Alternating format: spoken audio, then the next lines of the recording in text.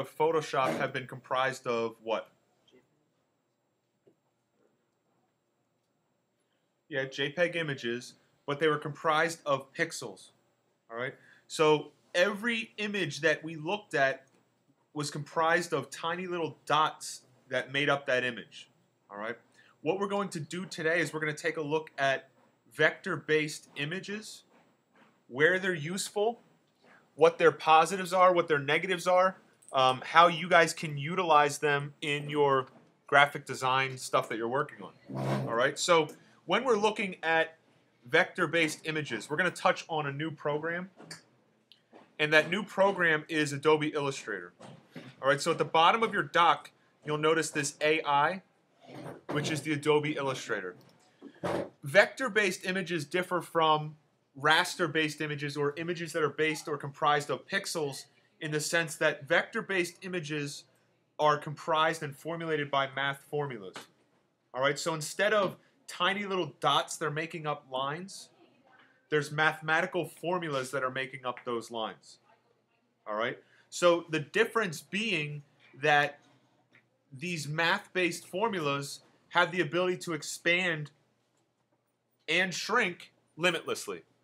Okay? So when we've looked at raster-based images or images made of tiny dots or tiny pixels, what we've noticed in the past is that these images, when we blew them up, they became pixelated, or you could see the small little dots.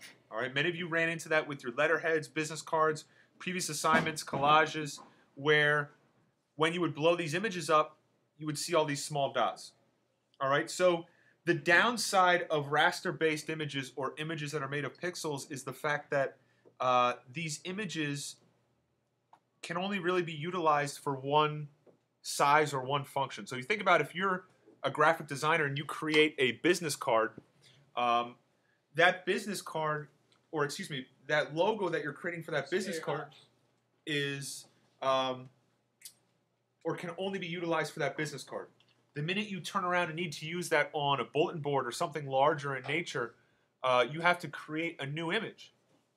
All right, so the advantage with vector-based images is that you can utilize them in a variety of different sizes without having to recreate images. So what I have here are some examples that I want to show you right off the bat.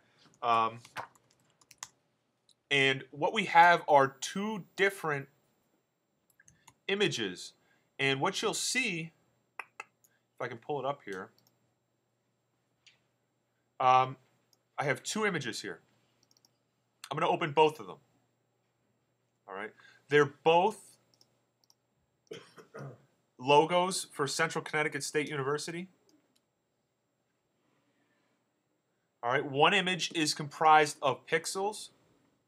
One image is comprised of vector formulas. Okay, if we look at the file extensions, you can clearly see one is a JPEG, the .jpg. The other one was a .eps.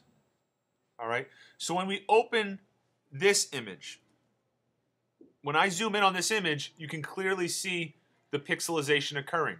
This image is comprised of a series of different dots that are colored and create this. So we have blue dots, black dots, gray dots, light blue, white dots, and when we zoom out, those little dots create an image. When we zoom way in, you can see the little dots. So if I knew this on a bulletin board to be this large, you can clearly see no one would want to be looking at this. All right? When we look at our vector side, our vector component, when I zoom in on my vector component, what you'll notice is that these lines are mathematically driven. So you think about drawing a line. If I create a mathematical line, a pathway, and I assign a thickness to that pathway, when I zoom in, that line just maintains its mathematical formula. The computer is basically saying there's a line here, and the line is this thick. All right, there's no individual pixels. So it might be complicated to understand at first, but all you really need to understand about vector is the vector is mathematical.